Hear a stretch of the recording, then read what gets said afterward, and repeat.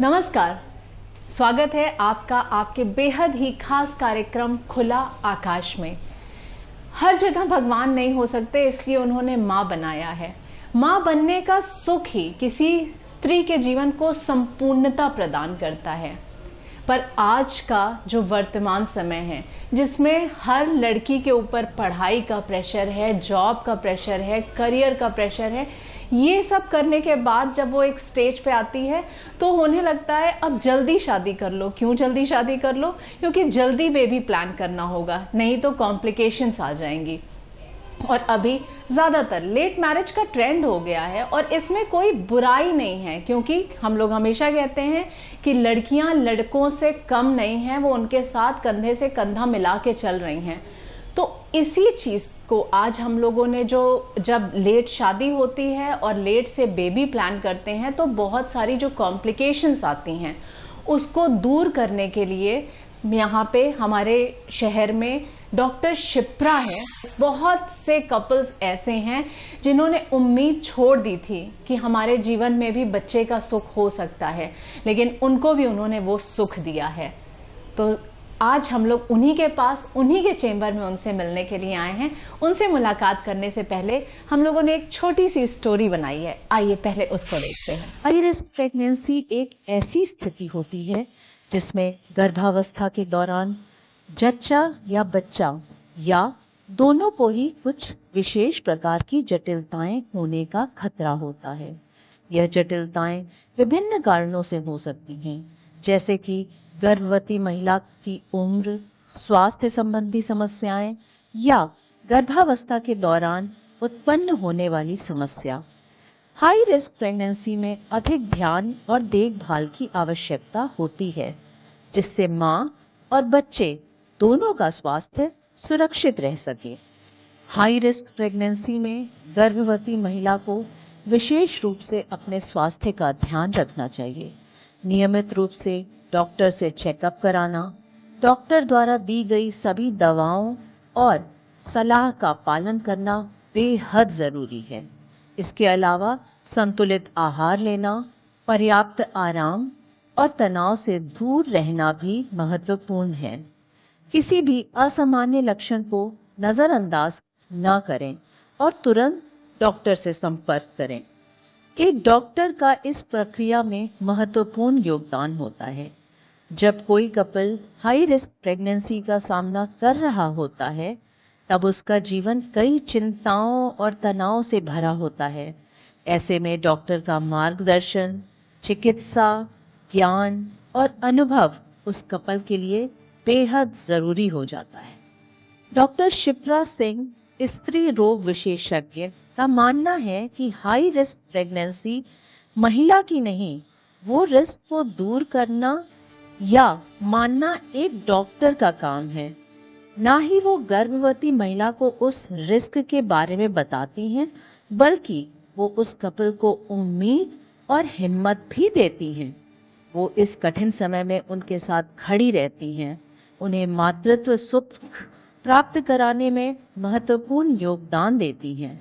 आपकी सतर्कता और त्वरित निर्णय किसी भी जटिल स्थिति में मां और बच्चे की जान बचाने में सहायक सिद्ध होता है। इस प्रकार हाई रिस्क प्रेगनेंसी में डॉक्टर शिप्रा का योगदान अत्यधिक सराहनीय है। आप उस कपल के लिए जीवन में खुशियां लाने में मदद करती हैं, जिनके लिए मातृत्व अनुभव संभवतः असंभव सा लग रहा होता है। अभी हमने देखा कि किस तरीके से डॉक्टर शिप्रा पूरी लगन से जिन लोगों ने अपनी उम्मीद छोड़ दी थी और उनको फिर से वो उम्मीद जगाना कि उनको वो मातृत्व सुख मिल सकता है, माता पिता उनके लिए एकदम उनको भगवान की तरह पूजते हैं। तो आइए हम मुलाकात करते हैं डॉक्टर शिप्रा सिंह जी से। नमस्कार रितु। नमस्कार। बहुत बहुत धन्यवाद इतनी अच्छी बात मेरे बारे में कहने के लिए। लेकिन भगवान तो नहीं, लगता है कि ईश्वर ने जो क्षमता दी है उससे जिन लोगों को मेरी ज़रूरत है उनकी कुछ मदद कर पाऊँ, उनके ज़िंदगी में कुछ बदलाव ला पाऊँ, उनको मातृत्व का सुख दे सकूँ।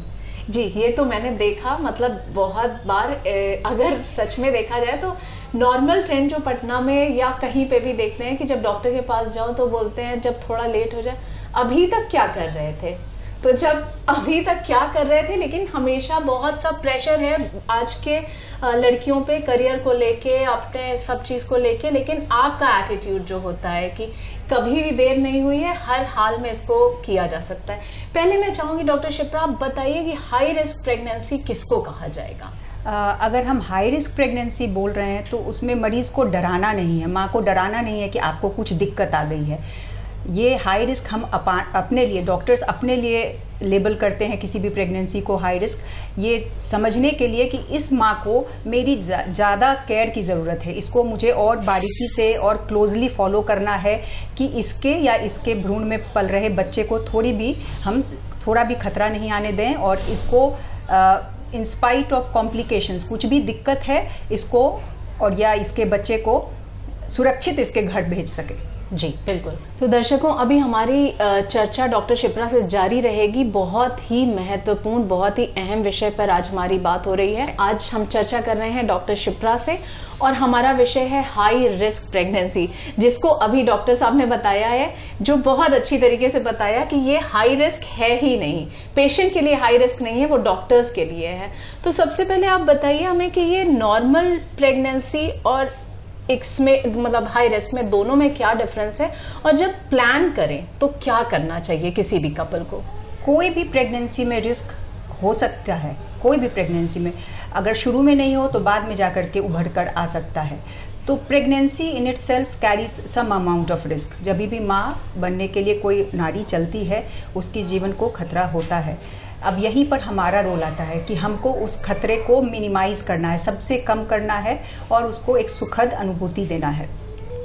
जब हम हाई रिस्क बोल रहे होते हैं तो हम अभी जो मैंने तुरंत बताया कि वो मेरे लिए है कि मुझे इस लड़की को ज़्यादा ध्यान देना है, उसको अपने जो भी उसके पास कॉम्प्लिकेटिंग फैक्टर्स हैं उसको मिनिमाइज करना है।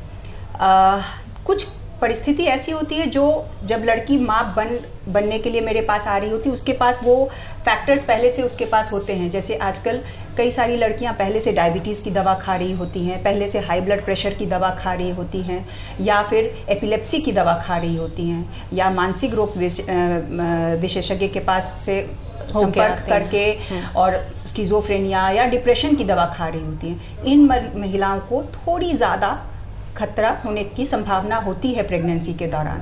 तो इनको हम लोग बोलते हैं कि ये कॉम्प्लिकेशंस जो हैं पहले से मौजूद हैं उसकी ज़िंदगी में। इसके अलावा कई बार ऐसा भी होता है कि किसी की किडनी में कुछ समस्या है, अगर यह लड़की माँ बनती है तो वो समस्या और बढ़ करके प्रेगनेंसी के दौरान जटिलता पैदा कर सकती है। तो इन लड़कियों को सबसे पहले माँ बनने से पहले ही आकर के प्री कॉन्सेप्शन काउंसलिंग के लिए आना चाहिए कि उनके हेल्थ को हम ऑप्टिमाइज करें जी, उनके हेल्थ को हम बिल्कुल सामान्य लड़कियों के जैसा करके तब उनको मातृत्व की तरफ आगे बढ़ने के लिए सलाह दें। डॉक्टर शिप्रा, बहुत बार ऐसा होता है कि सोसाइटी का प्रेशर है, परिवार वालों का प्रेशर है, और जैसा अभी आपने बताया कई चीज़ें ऐसी होती हैं जो एक बॉडी अपना प्रेगनेंसी को पूरा कंसीव करने के लिए प्रिपेयर नहीं होती है। लेकिन हम लोगों ने देखा है, मतलब ऐसी भी स्थिति होती है कि 5 महीने के बाद या डिलीवरी के टाइम पे ऑपरेशन टेबल पे डेथ तक हो जाती है। ऐसा कौन सा स्टेज है, आप उन महिलाओं को क्या सजेस्ट करेंगी कि वो इस साइड में ना ही जाएं उनके लिए, क्योंकि वो जो भी हमारे व्यूअर्स देख रहे हैं वो और उनके परिवार वालों को पता हो कि उसके लिए उस लड़की पे दबाव ना डाला जाए? हार्ट डिजीज़ की जो लड़कियां होती हैं उनको प्रेगनेंसी प्लान करने से पहले सबसे पहले तो अपने कार्डियोलॉजिस्ट जो उनके हार्ट के विशेषज्ञ हैं, हृदय रोग विशेषज्ञ हैं, उनसे एकदम साफ पूछना चाहिए।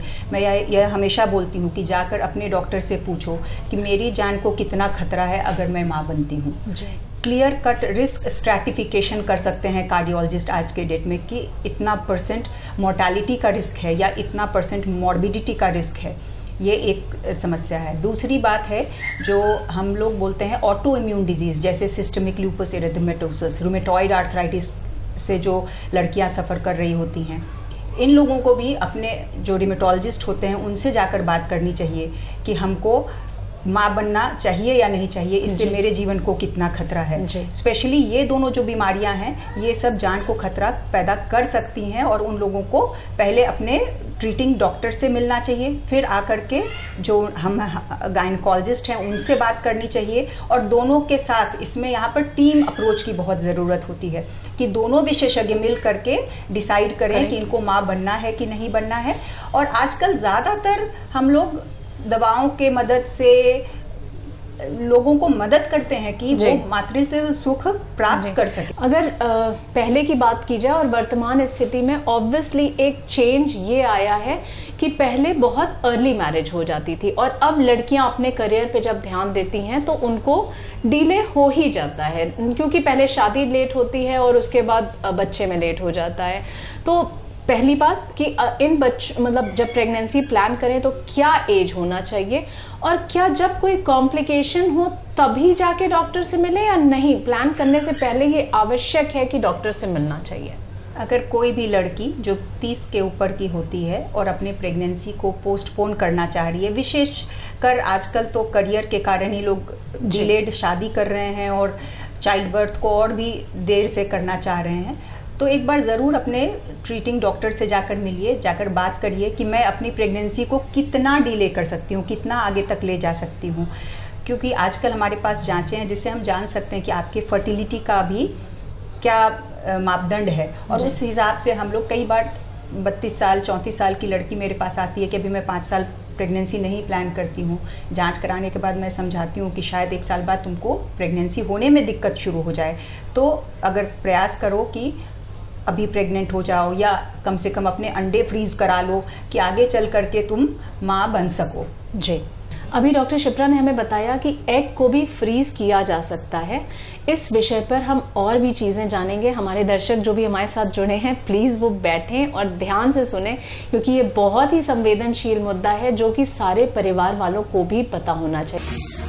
स्वागत है आपका आपके बेहद ही खास कार्यक्रम खुला आकाश में। आज हम चर्चा कर रहे हैं हाई रिस्क प्रेगनेंसी की।